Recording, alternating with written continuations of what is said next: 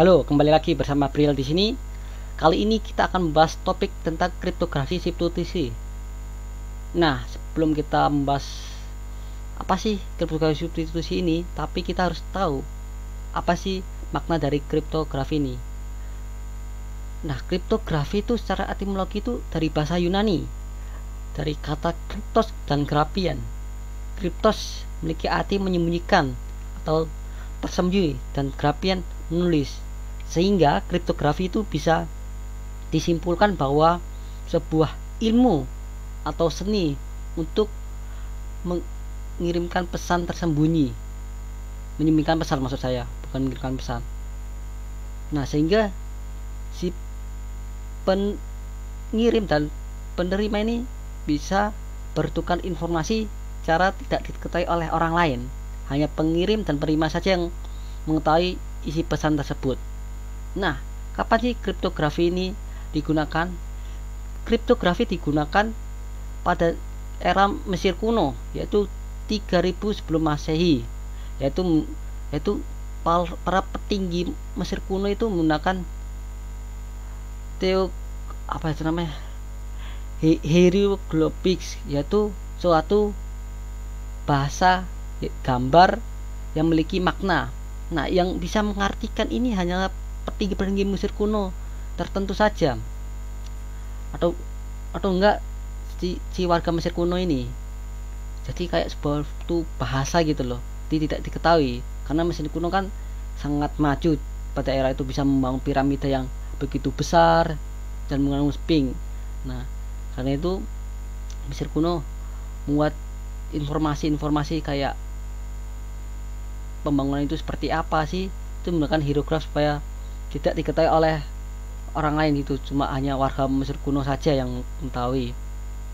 Nah, kriptografi berkembang hingga zaman Romawi kuno, menggunakan pada tahun 50 tahun sebelum Masehi, menggunakan chipper substitusi. Nah, ini kan yang akan kita bahas. Nah, kenapa saya memiliki ini? Karena ini adalah kriptografi yang klasik, karena itu udah zaman dulu. Nah, si Kaisar Roma ini menggunakan ini supaya untuk mengirimkan pesan kepada pemimpin tentara yang untuk memimpin perang, yaitu pada zaman itu adalah Markus.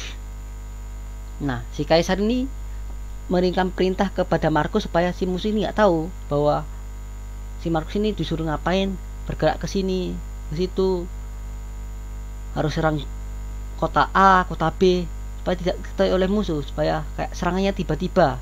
Karena kan zaman dulu emang Romawi itu suka menyerang kelompok-kelompok lain dan menguasainya, sangat unggul. Nah,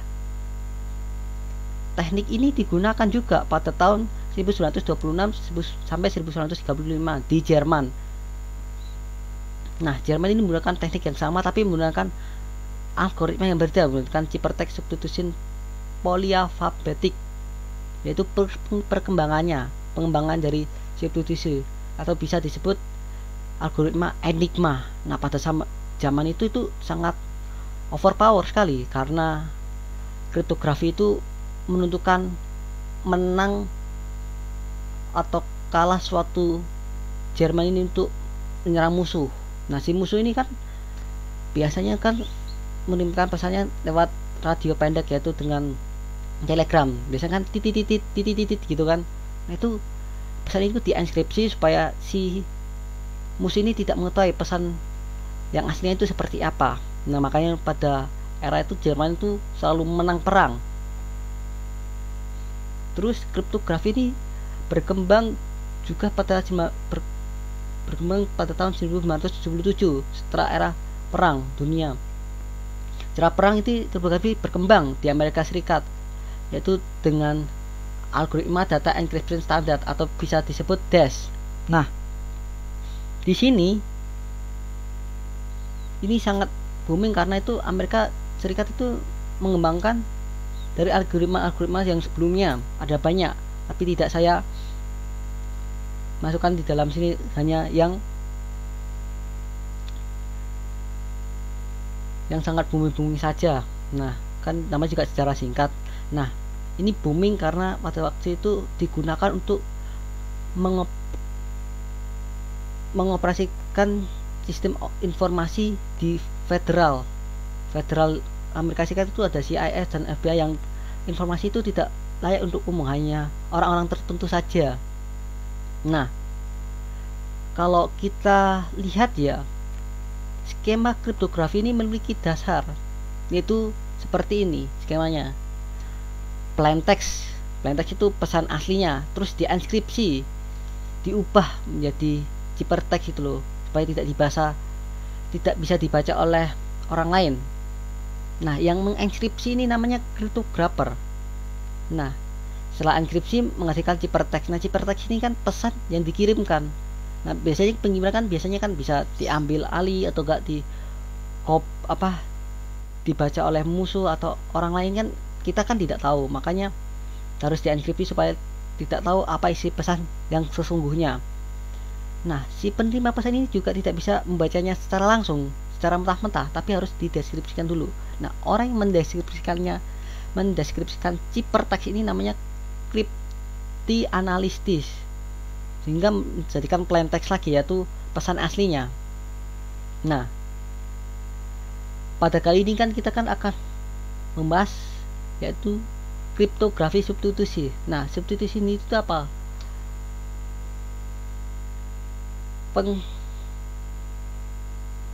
Penggabungan atau enggak pemenggalan sebuah benda atau atom itu di KBBI. Nah, kalau kriptografi adalah seni atau ilmu untuk mengirimkan pesan rahasia, sedangkan substitusi itu kan pemenggalan. Berarti dengan cara membengkal pesan itu sehingga supaya tidak tahu. Nah, pemenggalan atau enggak penggeseran, maksud saya, maaf. Jadi pengembangan bisa juga penggeseran yang lebih tepatnya itu. Nah, kriptografi substitusi itu penggeseran huruf alfabet. Nah, ini ditemukan oleh Caesar Cipher pada era Romawi kuno yang tadi saya jelaskan. Penggeseran huruf alfabet menjadi 3 huruf ke kanan, seperti gambar di PPT ini, yaitu Caesar wheel. Nah, itu kan roda itu ya kan, itu digeser, itu dengan digeser-geser kan. Nah, penggeseran itu namanya kunci. Misalkan awalnya A, B, C, D, E, F, G, H, I, J, K, L, M, N, O, P, Q, R, S, T, U, V, W, X, Y, Z, dan kuncinya 3 itu bergeseran 3. Berarti misalkan A, kan harusnya kan awalnya A, akhirnya kan bukan A tapi digeser, gesernya 3 huruf ke kanan itu apa? Apa? A, B, C, D. Nah, D ini urutan ketiga di alfabet. Makanya A menjadi D, B menjadi E, C menjadi F, D menjadi G, E menjadi H, F menjadi I, G menjadi J, H menjadi K, I menjadi L, J menjadi M, K menjadi N, L menjadi O, M menjadi P, N menjadi Q, O menjadi R, P menjadi S, Q menjadi T, R menjadi U, S menjadi V, T menjadi W, U menjadi X, V menjadi Y, W menjadi Z, X menjadi A, Y menjadi B, Z menjadi C. Nah, itu kan penggeseran urutan alfabet 3 huruf ke kanan. Nah, misalkan ada pesan plain text, itu pesan yang aslinya bergerak ke arah barat daya menjadi E, H, U, J, H, U, D, N, H, D, U, D, K, E, D, U, W, E, G, B, D. Nah, ini kan nggak diketahui nih, apa ini, bahasa apa ini, bahasa alien kah, bahasa apa. Nah, ini kan tidak diketahui oleh selain si penerima dan pengirim pesan tersebut. Makanya tidak diketahui oleh orang lain, hanya orang-orang tertentu aja yang bisa membaca pesan tersebut. Nah, untuk lebih mengamankan lagi tuh biasanya enkripsi itu kriptografi itu biasanya dikelompokkan jadi 1 huruf, 2 huruf, 3 huruf, 4 huruf, atau enggak bisa spasinya dihilangkan. Jadi yang saya tampilkan seperti itu, ada list-listnya kan. Nah, kalau kita analisa ya, ternyata Caesar Clipper ini bisa dirumuskan atau enggak bisa dihitung secara matematik. Misalkan kan ada deretan huruf ini A B C D E F G H I J K L M N O P Q R S T U V W X Y Z. Nah, ini urutan huruf ini kita dimulai harus angka 0. Nah, misalkan A0, B1, C2, D3, E4, F5, G6. Tidak harus hanya 0 sih, bisa yang lainnya, misalkan A1 atau berapapun bisa. Karena kan ini kan perhitungan. Saya ambil sampel seperti itu. Misalkan contohnya istilahnya itu. Misalkan bukan misalkan lagi. Rumus enkripsinya itu seperti ini. Dalam kurung urutan huruf yang tadi alfabet itu tadi ditambah penggeseran huruf atau enggak key-nya tersebut mod jumlah huruf alfabet tersebut. Jumlah alfabet itu ada berapa? Misalkan ada A sampai Z kan ada 26. Misalkan ada tambahan angka itu kan 01 sampai 9 kan. Itu bisa bertambah misalkan alfabet aja itu sudah 26. Ditambah 10 berarti 36. Kalau ditambah angka. Nah, apa maksudnya bukan huruf atau alfabet ya, tapi karakter yang lainnya. Nah, misalkan kita ambil contoh huruf M itu ada di barisan berapa sih? 12. Dan jumlah alfabetnya itu di mana 26. Saya ambil sampel. Nah, inskripsinya jadi berapa? Kita masukkan rumus, misalkan kan huruf M itu ada di barisan 12. 12 ditambah Q-nya itu apa? 10 ditambah 10 mod 26. Jadi hasilnya berapa? 22 mod 26 hasilnya 22.